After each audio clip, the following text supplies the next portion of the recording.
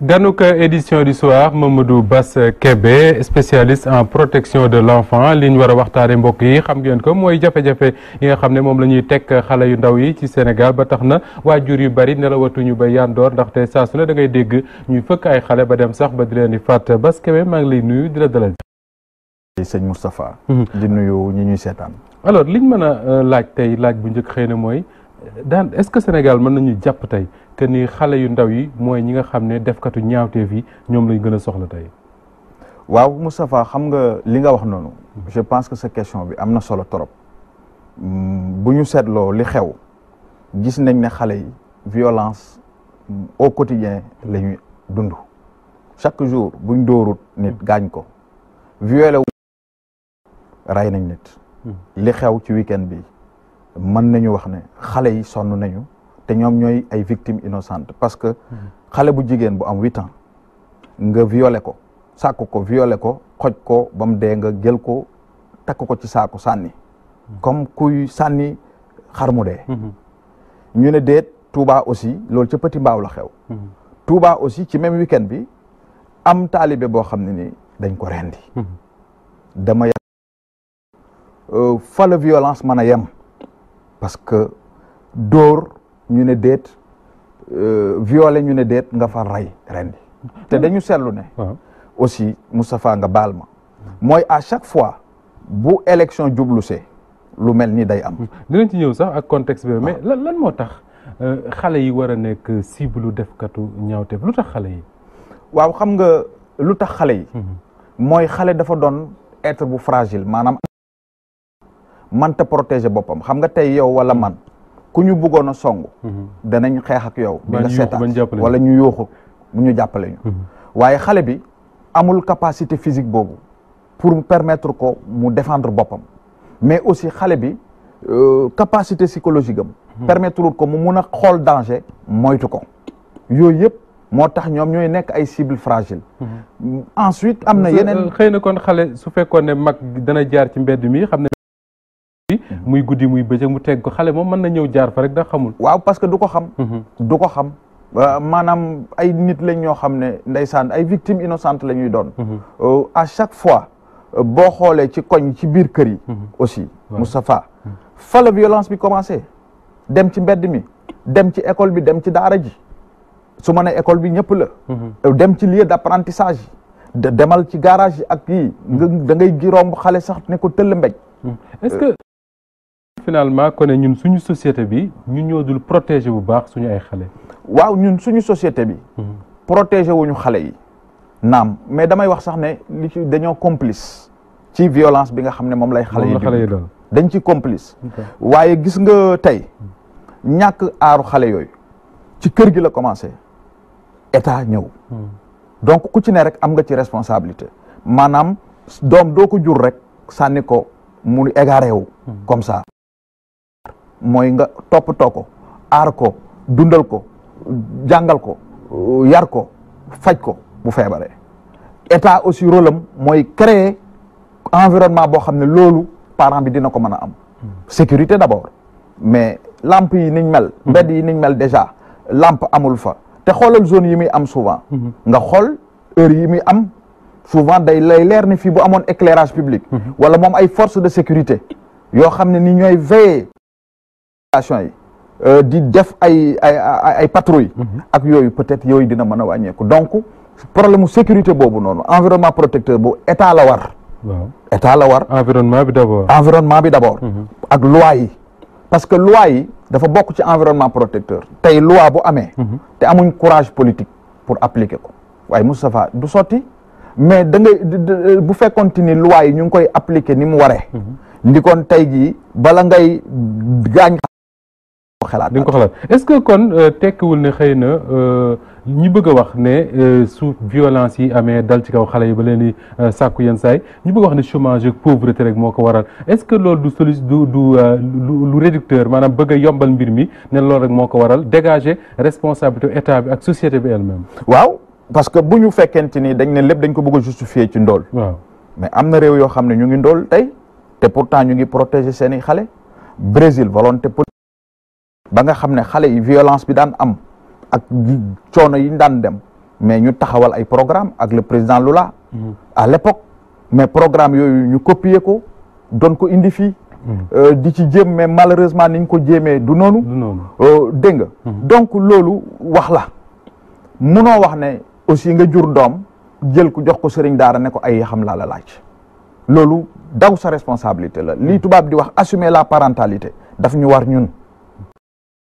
même xale boo ko joxee daara sax. waaw da nga war di ko nemmeeku xool ci lan la ne. war nga di ko nemmeeku daara jam nekk war nga di ko jàppale. ni ngay jàppale école française bi war nga di ko jàppale, mais sëriñ daara bi aussi. war na xam ne bu ñu ko joxee ay taalibe yoo xam ne attanut ko ci capacité am.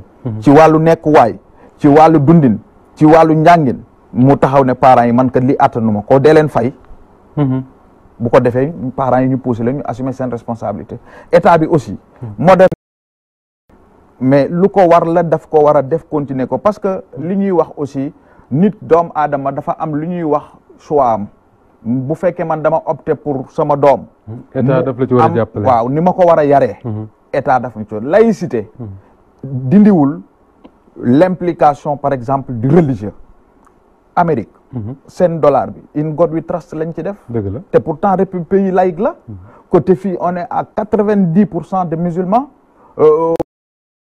parent bi bëgg a jàngal doomam nañ créer condition yoo xam ne ni war na mun a jàngal doomam, moo tax daara moderne yooyu war na am, mais aussi module bu ñuy dugal ci système éducatif bi. D'accord, nga xam ne nii day nekk éducation religieuse. alors am na ñu bëgg aussi lié li nga xam ne moom la ñuy teg xale yi jamono ji mooy faat yu métti yooyu, faat sax bay yóbbu ci seen i cër, ñu bëgg ko lié ak li nga xam ne mooy contexte préélectoral. ñu ne seetlu bi mooy heure bu ñu jubee élection rek yu mel nii day am, te ku wax loolu di nga wax xëy na sacrifice humain. Est-ce que yow miy jàngat di gëstu ci wàllu loolu loo mën a jox crédibilité la? waaw xam nga booy maanaam li ñuy wax observation.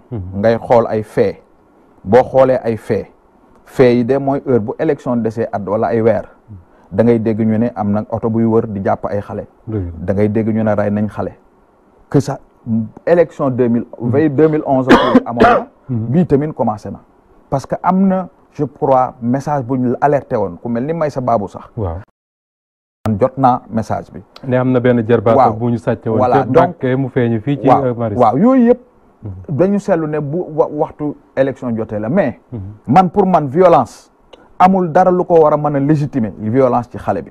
sa nguur wala xaalis wala alalu àdduna warul a tax doom aadama, waxuma sax diine mais morale ak culture éthique warul a permettre ñuy sacrifier nit ngir nguur wala xaalis.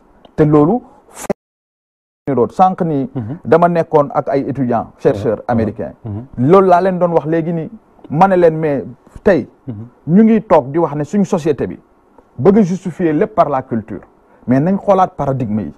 gis nga tey boo jëlee suñu aada ak suñ cosaan nga jël par exemple suñu léebi ak yooyu Moustapha léebi yooyu moom la ñuy wax tubaab di wax ne mooy l'imaginaire collectif, mooy li nga xam ne mooy représenter, mooy wane suñu bopp ñun suñu dundin.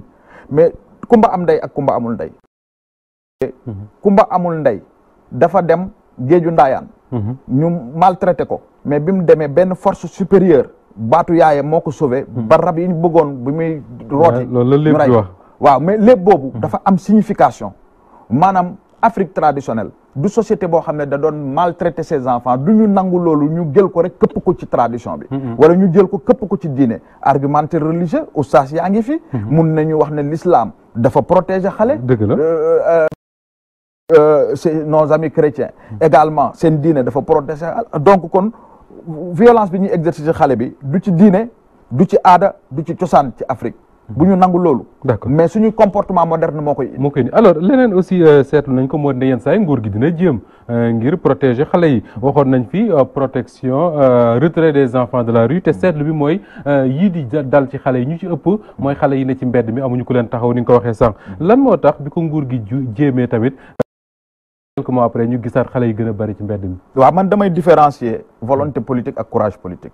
courage politique la. Moustapha nekkoon naa fi directeur de la protection conseil interministériel Souleymane Ndéné nag may dégg sur la mendicité, dama taxaw wax mu jël parole ne ma décidément dañ xanaa opposant lañ am. ma ne ko non du ma opposant, waaye nag dama représenter syndicat xale yi. donc tey courage politique boobu ñun ñoo ko war a am, ñun acteurs yi ñoo war a am courage ñeme pousser décideurs politiques yi réew mi pour ñu am courage kii ko gis nga li ñuy ragal ñoom souvent mooy que ne dañuy jël mesure bi mu yàqal leen ay électeurs est-ce que tey am na sondage bu ñu def boo xam ne 80% sénégalais yi ñu interrogé dañ lay wax ne la ñoom mendicité xale ñoom d'accord uñu ci pourtant état bi dafay ragal ne ñoom suñ jëlee décision bi ñàkk seen électeur est-ce que conserver pouvoir wala conquérir pouvoir muy opposition muy parti au pouvoir moom ku ci wax lu leer ci affaire mendicité des enfants tey jii li xew Moustapha dama koy naxarlu parce que déggoo ci leader politique bu ci parti politique bu ci wax muy pouvoir muy opposition nguur gi moom moo waroon a njëkk a jóg def communiqué wala def déclaration defuñu ko parti bi muy opposition muy pouvoir waxuñu njiitu leader religieux yi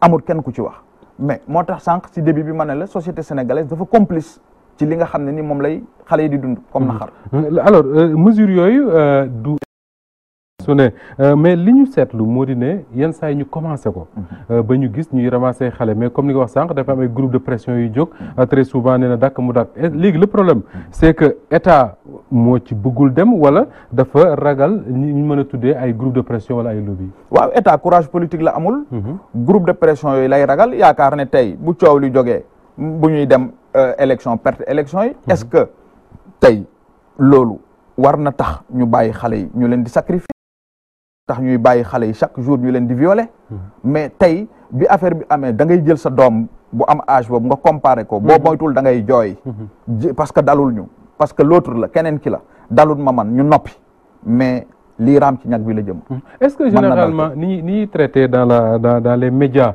la communication en général ni ñuy traité problème mu xale yi seen ay jafe-jafe est-ce que nekkul aussi lu leen di exposé trop waaw xam nga boo xoolee damay wax ne médias yi am na maanaam buñ defee état des lieux nga gis ne traitement bi ni ñu koy defee sax actuellement maanaam sensationnel bi ci daan nit ñi di gën a ut wàññeeku na parce que man pour man loolu am na solo mais loolu yëpp ci ay formation moo ko indi mais aussi il faut aussi ñu xam ne du tey rek benn quotidien Walfadjri wala beneen quotidien moo ciy bind ñëpp am lu leen naqari tey mu jeex journalistes yi dañ war a continuer waaw ñu inscrire ñu am même des spécialistes wàllu violence ñoo xam ne rédaction bu nekk war na fa am spécialiste wàllu violence su ma yeboo ne semaine bu ne au moins mu génne ci ñaari article la ñuy def ci dara ci télé yi je pense que loolu aussi dañ koy parce que li ñuy wax question sociale la te loolu dynamique de changement gaawul ci question luy dindi maanaam ay jikko ay comportement ay gis-gis lu leen di dindi day jël temps moo tax buñ bindee tey ñëpp mer ñëpp sa ngéem bu subaa ñu fàtte dañ ci war a continuer di wax lay pousser man journalistes yi ñu surtout les rédactions ñu orienté surtout seen activité ci loolu Mamadou Bass Kébé maa ngi lay gërëm di fàtt ne yow spécialiste nga en protection de l'enfant nekkoon nga sax directeur de la protection de l'enfant nekkoon suñu gan tey ci édition du soir